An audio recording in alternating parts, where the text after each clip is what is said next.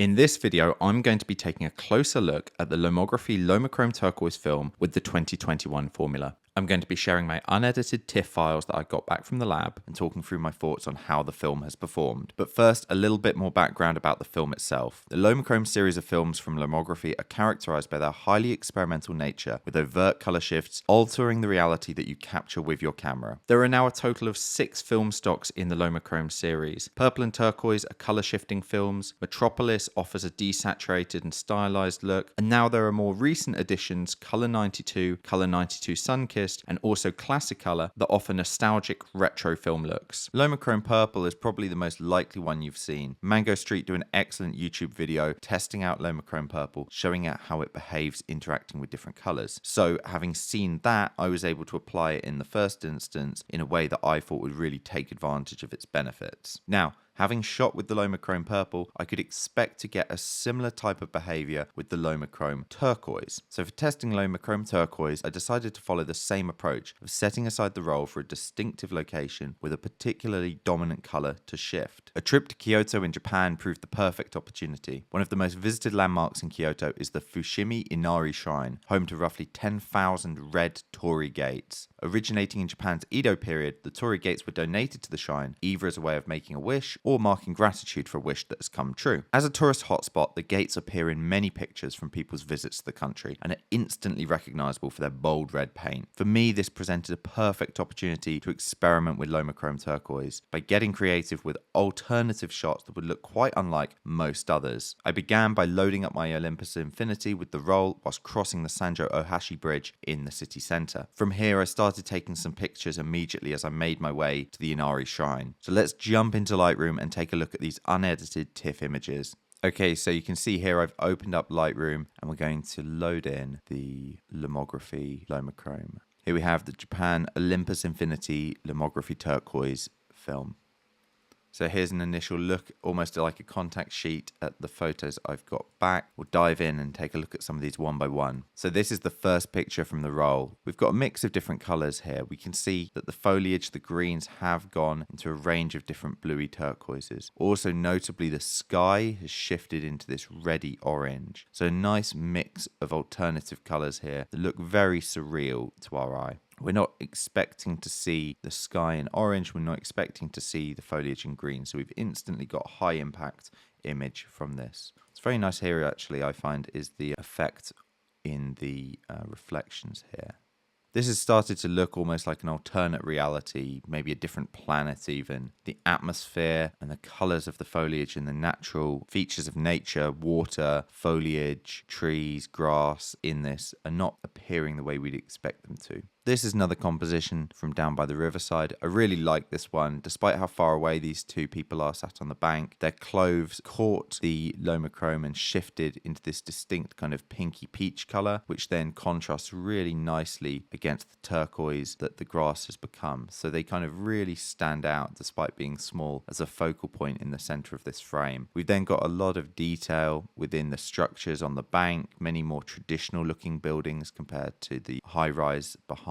And then it's nice to see these reflected again, but distorted within the water. So overall, for me, a really pleasing image here, which is enhanced by the color shifts that the LomoChrome offers. So this is the Sanjo Ohashi Bridge itself, crossing over into more central Kyoto. Here, the color effects aren't so strong, and it seems that where you don't have bold, distinct colors like reds or greens, you just kind of pick up a bit of a color cast here. So the dominant light here from the sky is seemingly washing all of the surrounding buildings and structures here that have got less of a distinct color to them. This was a great little photo I managed to get almost immediately after loading the camera. Turning to cross the bridge into central Kyoto, this guy pulled up and was stopped at the red light. Devil horns on his helmet and reflective visor made for a really, really cool look. When I gestured with my camera that I wanted to take a photo of him and his bike, I was really glad that he decided to stop and pose for the photo. Yeah, cool photo, but not too much effect here really from the Lomography. Barely anything is being affected. You can see here these parts of the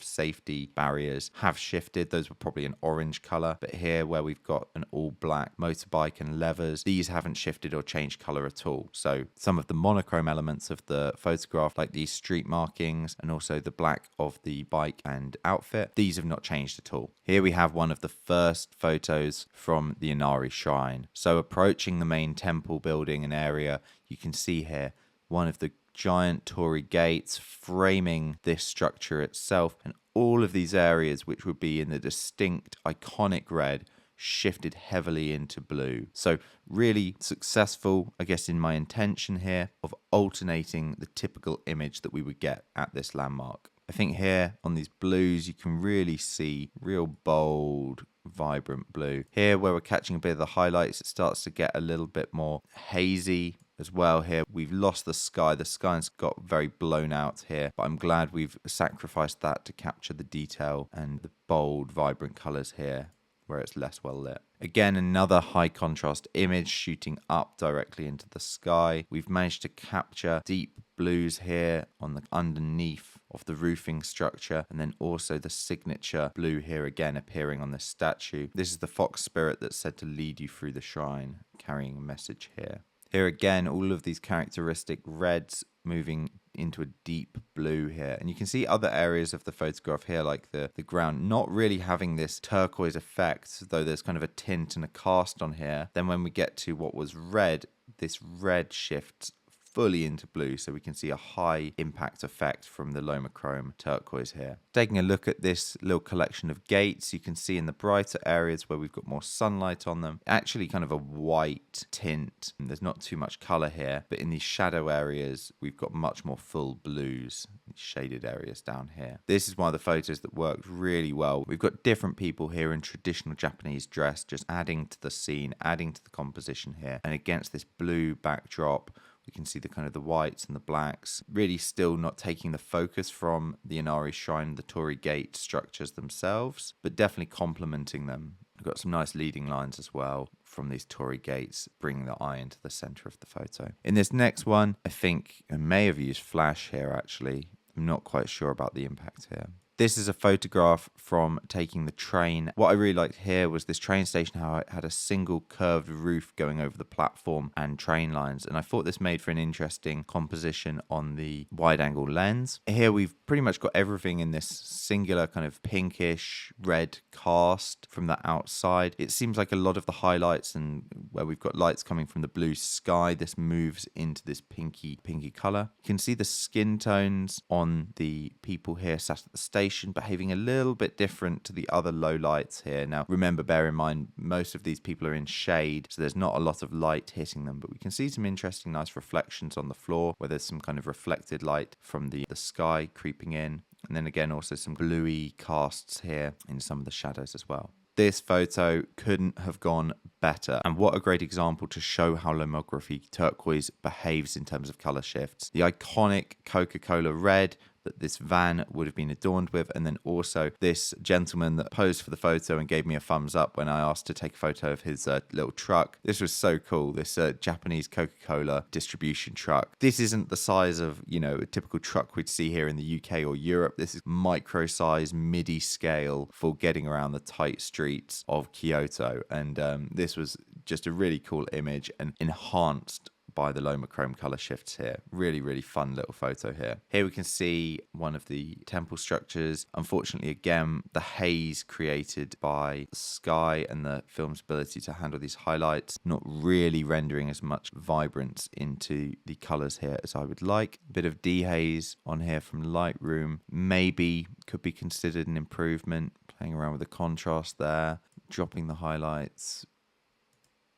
Quite a lot of grain within those highlight areas. In one of the Japanese gardens, we see here some kois. I took a range of different photos of these, but due to the colourful nature of the koi fish and their patterns and markings, I thought this would be an interesting one to take a photo of and see how they invert and shift with the turquoise film. So you can see here again some interesting different shifts to the markings on the koi fish. I really like this composition. I just think it's interesting how there's a lot of different people doing different things with this fantastic view. Got some people taking it in, some people taking photographs. This lady here sat down at the bench, not even actually paying attention to the view itself on her phone, perhaps sending some photos maybe to family or friends that she's just taken here. But I think the mix of different levels within the people and directions is very interesting. And then added to that, we can see with their mix of different clothes, we've got a range of different colors here showing how the Lomography turquoise has shifted in different ways. So although it's named turquoise, and that is the dominant color shift that's in play here, we have still got a purple here on this lady's hat. We've got kind of a brown maroon color here. We've also got kind of some more sand colors as well. Now here's a bit more of the view itself. You can see the nice kind of arch of this river curving around the corner through this valley, tiny little building up here. This was a really stunning view. I took photos of this as well on my other cameras. This is one of those scenarios where I think a specialty film like this, an experimental film, is something you want to have in a secondary camera. So for me, traveling and exploring, I don't necessarily want my main tourist photos, my main holiday photos to all be captured on an experimental film like this. So I'll typically load an experimental film into maybe a secondary camera, point and shoot, that's very easy to have in addition to my main A camera. And this is really the approach I use with the Olympus Infinity. It delivers really good results. It's also compact, waterproof, easy to put around my neck and carry with me whilst I'm also using the primary A camera. And if I think that the scene maybe is worthy of doing an experimental kind of color shift on, I can easily grab it off of the loop on my neck and bring it up and get a second shot with an experimental take. This was a lemon tree, and again, distinctive yellow lemons. This was another interesting one. I wanted to see how it would perform and shift color. Unfortunately, the yellow doesn't shift in color as far from the green, so compared to the original scene, there's actually less contrast and distinction between the fruit and the foliage. So this is one where it didn't work out so well. Now, throughout Kyoto, one of the distinctive things you'll begin to recognize is these doorway curtains that often cover entrances to buildings. What was really nice here at our hotel is the clean, minimal vibe of the place, yet it still had the traditional references with some of these features. Now, this was a bold red, and it's moved into quite a bold blue. So again, just showing an interesting take on the turquoise color shifting film, where we've got a distinct color. It's very clear how it's mapped onto another, but these other areas of the structure, less of a kind of a distinct color shift here. And it's quite good that not every single color and area of this photograph has moved into a bold color. Otherwise, it could be quite overwhelming to look at. A more busy urban photograph here. We have one of the gashapon shops. I apologize for my pronunciation. I seem to waver between going gachapon and gashapon. Here you can see the smurfing effect in full force. Many different people throughout the photo, all getting smurfed, turned a blue shade. The white of the gashapon machines themselves not really changing. So again, the two monochrome ends of the color spectrum not really being affected, blacks and whites. It's only where we have color here that we begin to see color shifts. So overall, I was really pleased with the results from these, particularly the ones where we had distinctive colors. The Coca-Cola van, that worked out really well. Also, the Torii gates at the Inari Shrine worked out perfectly for this film test. There were another couple of examples, like the curtained entrance to the hotel, where they really showed a distinct, bold color shift coming from the LomoChrome turquoise. So would I recommend this film? Much like the other LomoChrome films from Lomography, this really has a distinctive purpose in terms of altering images and altering reality. So if you like to experiment with films, you like to switch up colors, have surprising results to look back on, I would definitely recommend giving this film a go. It delivers a lot of interesting results that you can play around with. However, for regular travel, documentary photos, pictures of your everyday life, obviously this is not going to work for capturing an accurate representation of reality, but obviously that's not the point here. It seems to be particularly effective with reds, oranges, also greens. So think about compositions that use a mixture of those colors to really highlight the multitude of effects that you can get with this. Most of my pictures here only have a single or maybe two colors in play that have a color shift on them, but I would be interested to see more colorful photos that have got 3 or 4 colors in play, like that one I showed of people taking photos of the valley view.